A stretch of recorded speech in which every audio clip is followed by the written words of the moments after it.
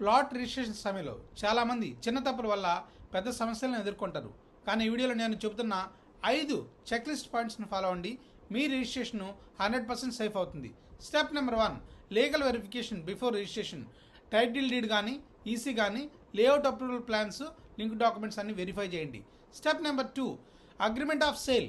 Advance చెల్లించిన తర్వాత sale అగ్రిమెంట్లో plot number, size of the plot, rate and payment details స్పష్టంగా మెన్షన్ చేసి ఉండాలి. Step number 3, draft deed preparation.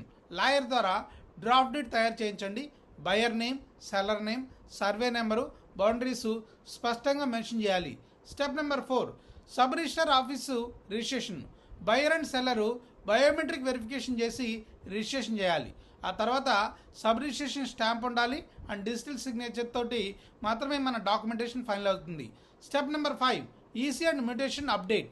So registration అయిన తర్వాత లీగల్ రికార్డు పేరు మీదకి ట్రాన్స్ఫర్ అవుతుంది, అంటే ఓనర్షిప్ అప్డేట్ చేసుకోవాలి.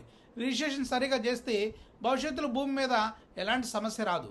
రిజిస్ట్రేషన్ అంటే కేవలం సంతకం కాదు, అది మీ భూమి మీద ఉన్న హక్కు చట్టబద్ధంగా స్థిరపడే సమయం.